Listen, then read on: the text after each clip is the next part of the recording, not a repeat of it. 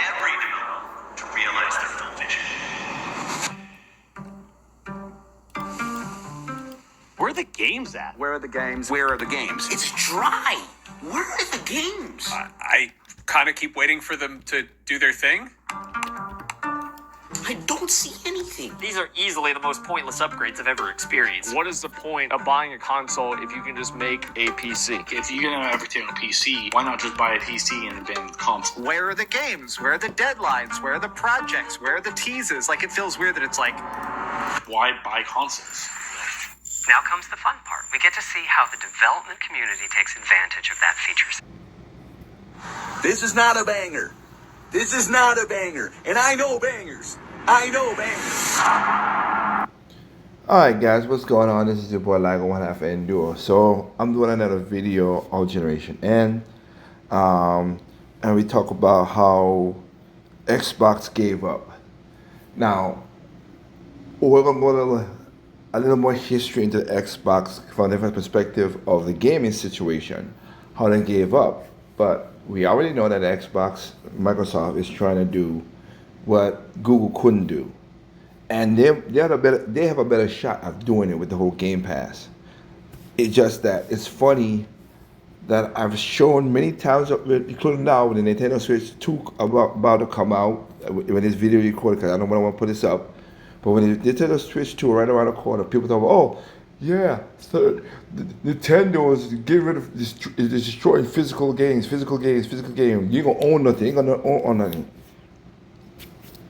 But the Game Pass is a good deal, $19, which it is. Don't get me wrong, it is a month, but you don't own nothing. And most of y'all will like it and don't own nothing. So why y'all jumping on Nintendo? I don't get it, but I digress. Let's just go.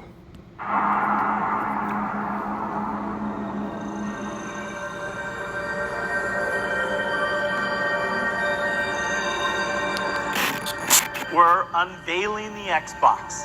This is the product that will be out later this year. It's a night of firsts. The first time you've seen Xbox 360. Introducing Xbox One. Xbox Series X will lead us into the future of console gaming. Our fastest, most powerful Xbox.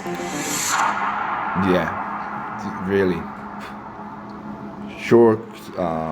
The year is 1998. France just won the FIFA World Cup. I'm fresh out of the womb. And Hillary just found out why Bill's been staying late at the office. Not have sexual relations with that woman.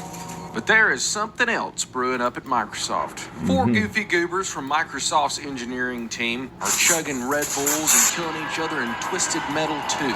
When one of the guys says, hey, why don't we make our own console? The other guys look at each other, and with the Red Bull coursing through their veins, they say in unison, Xbox.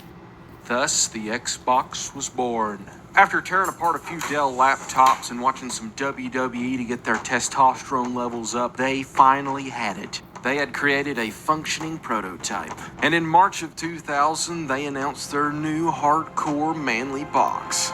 And so, for the first time, let me now unveil Xbox.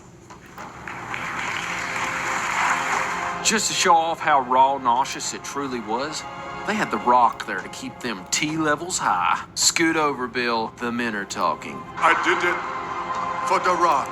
Xbox was more than a console. It was a statement. It was a message that said no matter who you are, you can get into the console market. As long as you had a multi-million-dollar company backing you. It was powerful. Exactly. It was manly. It was American. Oh, and it also had this little game called Halo. People couldn't wait to get their hands on this big green box and see all the wonders it had inside. And as soon as November 15th, 2001 rolled around, the people got what they were waiting for. The PlayStation 2, the Xbox. Kids from all over were filled with excitement as they were experiencing gaming history. Once they booted that bad boy up, straight A students were going straight to summer school. Those boys took that Xbox home that day, hit that power button, and witnessed one of the coolest user interfaces interfaces man has ever seen. It looked like something straight out of the Matrix. Sort of reminds me of Flubber, too. So futuristic and alien-like, it was almost haunting. I'm sure if I would have owned one of these as a kid, I would have had nightmares for sure. They grabbed a hold of that big, girthy controller that looked super unintuitive, but it was actually pretty good, and they had one of the best times of their lives. This was also the first console to make a real impact on the online gaming space. Halo 2... That I'll give. No ifs, ands, or but. That one is certified, and I that's why I have no problem, like unlike most people, that they brought something to the market. I am not against competition. 10 point. I'm not against competition. People say, "Oh no," they brought something to make it is what it is. Now, is it gonna be the ender of things? Yeah, seeing how we be progressing right now. Not everybody want now digital games, but hey, they brought internet in, and they usher age where gaming could be played all over the world with anybody they want. That's cool. Again, see how this come full circle though. Revolutionized online gaming on consoles. It was a really solid box, and it made a super huge splash in the console market. It sold a fat, girthy 24 million units worldwide. It set up a great foundation for the Xbox brand, no doubt. And the boys at Xbox knew that things could only go up from here, and they were absolutely right. It's all coming together. The Xbox killed it for a new console on the market, and only 4 years later, Microsoft would put out their magnum opus, the Xbox 360. Yep, that was a good one. That's the one I mainly always want to buy an Xbox.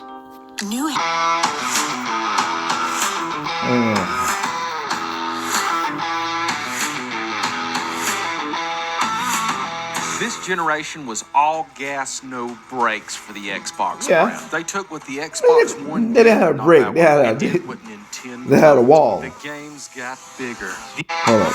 They got a wall. This generation was all gas, no brakes for the Xbox brand. They took what the Xbox One did, not that one, and did what Nintendo don't. The games got bigger. The user interface got better. And it made cussing out random strangers online the norm. This is when Halo was at its peak popularity, alongside Wall Hugger Simulator, Gears of War, and Fable. This wasn't your grandma's Nintendo 64. No, this was your Debbie uncle's Xbox 360, with some of the best games you've ever played and some of the worst quality control you've ever seen. Exactly.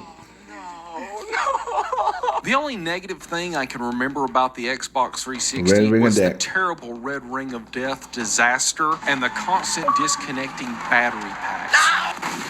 You would have thought Microsoft designed this thing out of newspaper clippings and paper clips as much as these things failed. They had to recall over 10 million Xbox 360s that suffered the fate of the Red Ring of Death. It cost Microsoft over $1 billion to fix this issue and absolutely stain the reputation of the fat white Xbox 360. But despite the negative publicity and the hardware failures, Xbox mushed on. They'd go on to fix these issues with the later models of the 360, no longer having to deal with the Red Ring of Death. And they still managed to sell over 84 million units worldwide. Despite all of the issues that the Xbox 360 may have had, they stayed afloat for multiple reasons. They had the best... They had that, well, he's gonna break it, but as I said, that's the only thing that blocks me from getting with the Red Ring of Death. Man, that thing was annoying and a pain in the butt. That's for dang sure. But hey, I can't argue that point better than what he just did. That's what stopped me from doing this. But it had games. I mean, Tales of Vesperia was on the Xbox 360, and I was like, oh, I wanted to play that game.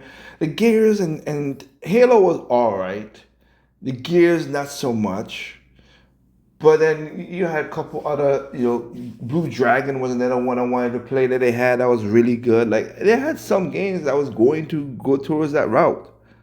games and software of the console generation, and at an affordable price. The 360 released at a solid $299, which was a decent amount of change for 2005. Yep. Its competitor, the PlayStation 3, however, launched its base model at a total of $499, and you could get the 60 gigabyte model rather than the normal 20 gigabyte for a total of $599. Who would have thought the PlayStation 3 was gold-plated? This move screwed PlayStation this generation. It also didn't help that Xbox on launch had achievements that showed the progress of your gaming addiction. Xbox Live, which was Xbox way Live, better than yep. PlayStation Network. Some of the and this really cool game was about good. a green robot that rides around in a Jeep and shoots aliens. What did the PlayStation 3 have, you may ask? Blu-ray support. Swiffer power. It still kind of helped them though. You could say, we could laugh, but the Blu-ray did help them. A lot of people bought it because of Blu-ray, just like a lot of people bought the PlayStation 2 because of the DVD player. So you want to say, but the facts are facts. The truth is truth, my boy. During this generation, I hardly remember any of my friends owning a PlayStation 3. This was the generation that Xbox stood tall and cleaned house with its offerings. As a young boy, I lived... Yeah, and again, I like how, yeah, you kicked across the Wii, even though the Wii beat both y'all, but again, I get it. This is all about Xbox. So let's focus on that. in the middle of nowhere with the worst internet imaginable. But that didn't stop me from hopping on Xbox Live and making friends with the divorced 40-year-old dads with the best life advice a man could give. I remember long nights of playing Modern Warfare 2 and Halo online, lagging out so bad that 15 seconds after I died, my bullets would finally kill them. And I received some of the most horrendous messages a 12-year-old could hear. I'm gonna come to your house and kill you with my bare hands. This was a magical time before Discord calls and party chats ever even existed. It was all open mics and it was a bloodbath. And it was beautiful. There will never be another console like the Xbox 360. As the generation was coming to an end, things were looking great for Xbox. And Xbox fans were excited for the next generation that Microsoft had to offer. And we were completely shocked by what was to come. The beginning of the end. Just like the homeless guy outside of McDonald's told me the other day, don't bank on good times. They never last. At this point, the Xbox had took the PlayStation brand and mopped the floor with it. Later in the life cycle of the PlayStation 3, it did finally catch up, slightly surpassing the 360 through a very good ad campaign. But let's be honest, brother, they're getting a bronze medal on this one. It was too little too late for the PlayStation 3, but if PlayStation could learn from their mistakes, they could just give Xbox a run for their money. The anticipation for the next generation of consoles was brutal. But on May of 2013, Xbox fans would collectively watch as the new Xbox would be revealed. And boy, was it something. Ladies and gentlemen, introducing Xbox One. TV experience. TV and movies. TV. Xbox. Watch TV. TV. 90% of the showcase was focused on watching TV shows rather than playing video games at a console reveal, and that name is just awful. It's bad enough your console looks like a VCR from 1995. Really? Now you're making us sit through an hour-long TV rant with some sports games sprinkled in. I thought, this can't be. They'll pull it together. There's still a little bit of time in the show. Then Don Matrix was asked a question that we were all thinking. So tell me, coming out of that reveal, how did you feel about it? Because I know obviously a lot of Of gamers course, have been all over social media this one, of complaining. course. What was your takeaway from that? What did you learn from it? Come on, Don, you can still save the show. Just give a halfway decent answer.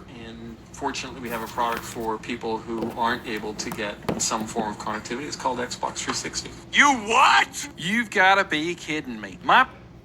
Now, this is where I will go away from the from Josh Tika. That's his name, from him. Again, he told the truth. That is so funny. I did not care about that part of the the reason I say this, because you can go back to my videos in the past and say that part did not mess me up. Why? And it did turn me off of Xbox. Like, you know what turned me off of Xbox One X?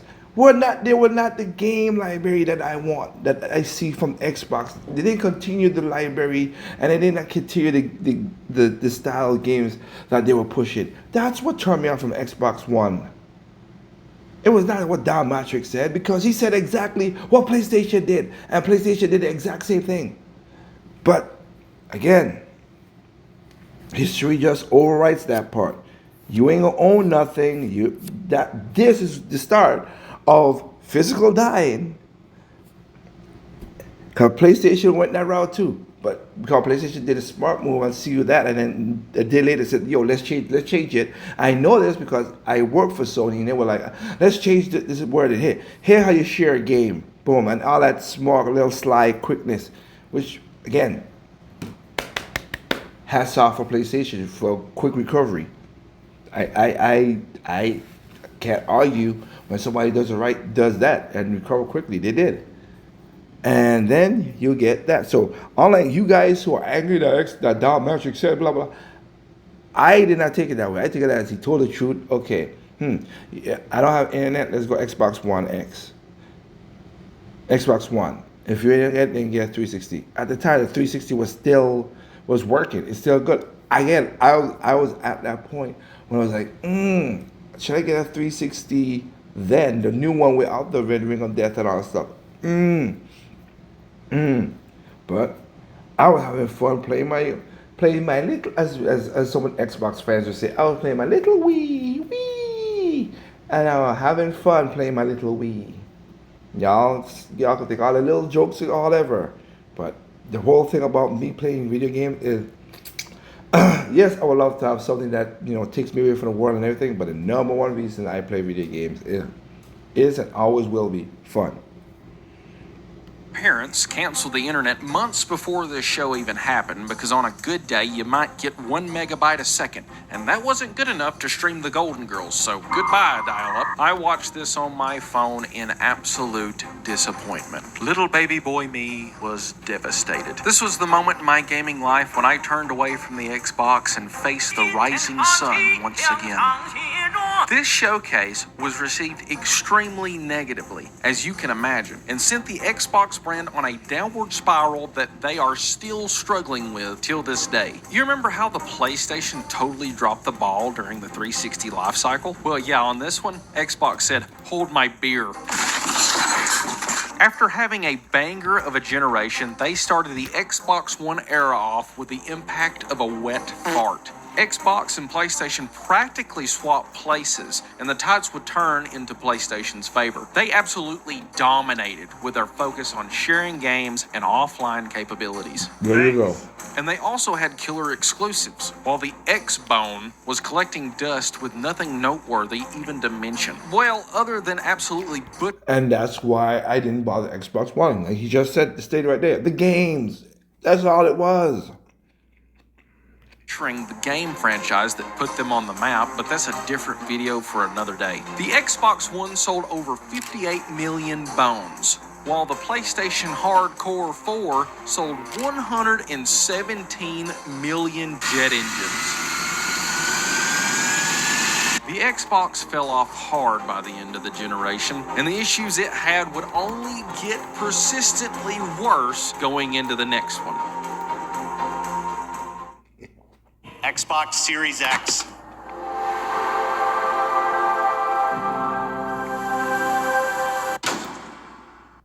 Honestly? Oh, how the mighty have fallen. The rock Throughout bottom. the Xbox One's life, it was failure after failure. And what did Xbox do to fix this problem? They doubled down, baby. They gave it an even more confusing name, made the user interface look more plain Jane than it already did, and stole the design from a Samsung smart fridge.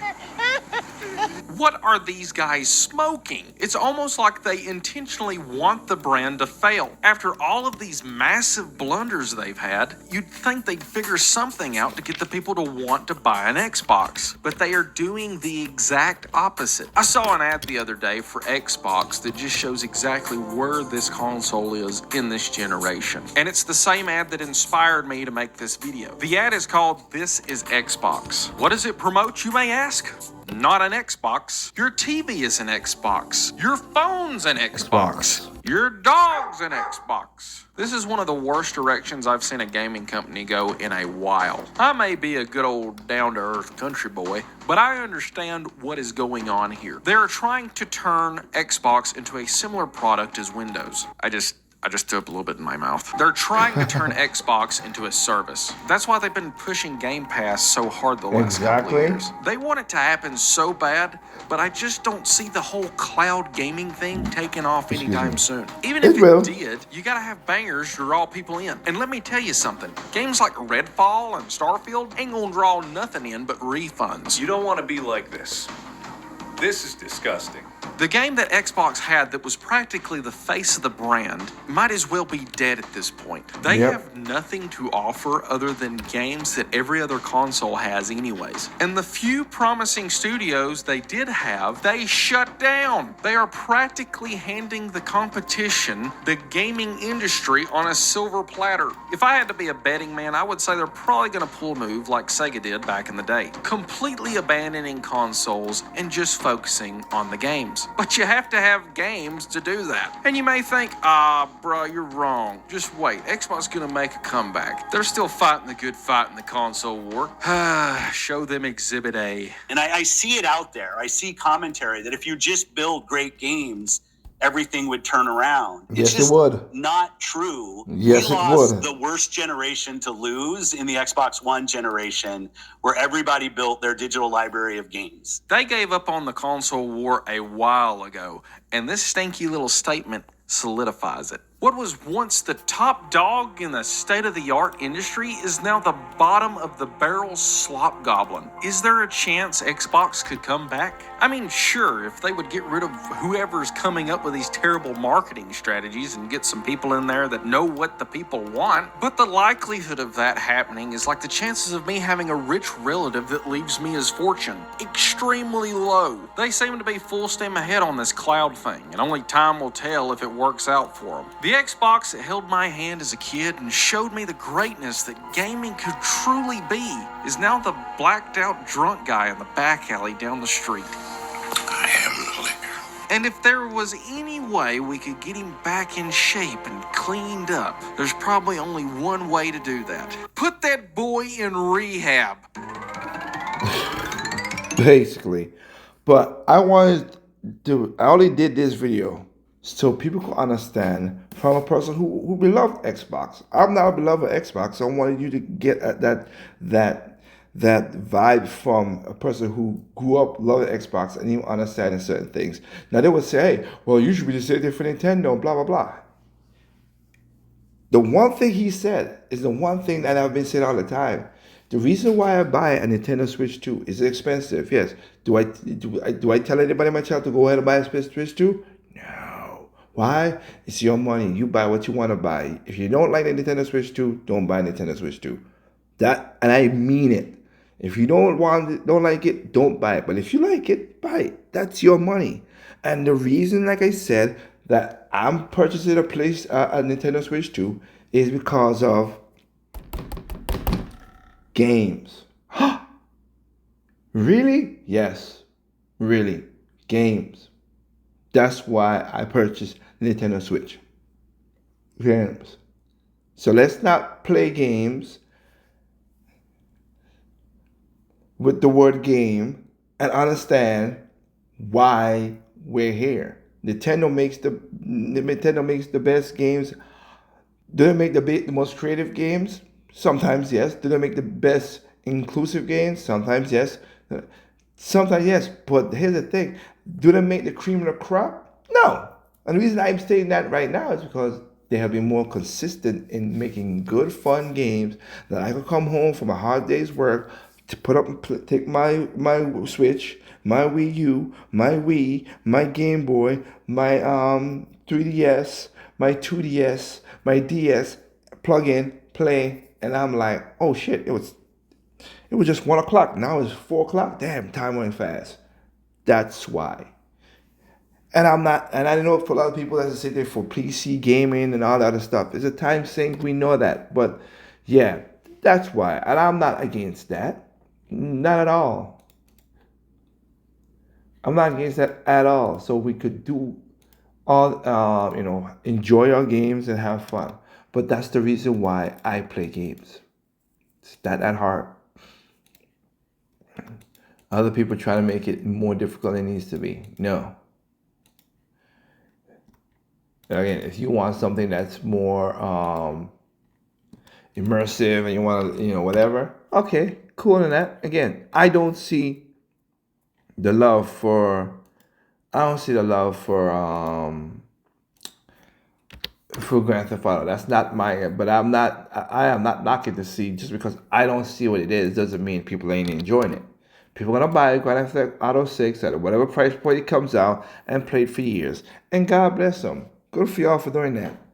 But that's not for me. And I'll move on. But that's the whole point. It's diverse. Every console, game, everything does its thing. And that's why we have the fun. And that kind of diversity is the diversity of games, the genres and everything. I did a video called Why I Hate Gamers. Y'all could go back and watch that video. It's one of my, top viewed videos, on this channel. Go back and watch that and see. I put out Nintendo Wii. People are like, oh, the Wii. I put out Wii games on the ground. All the games were different games. They were shooters, platformers, racing, all different, hack and slash, were different games.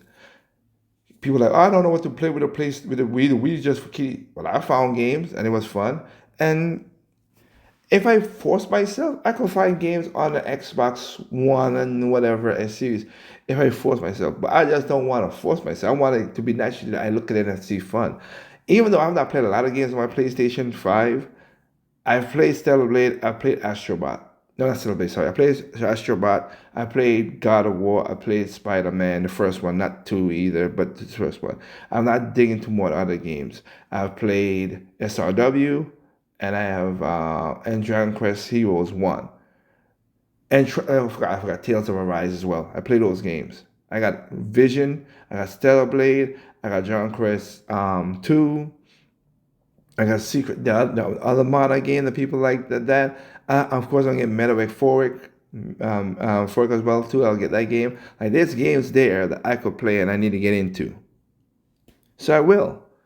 But again, people need to remember, it's games why we play. That's why we are video gamers, because we need the games to play. All right.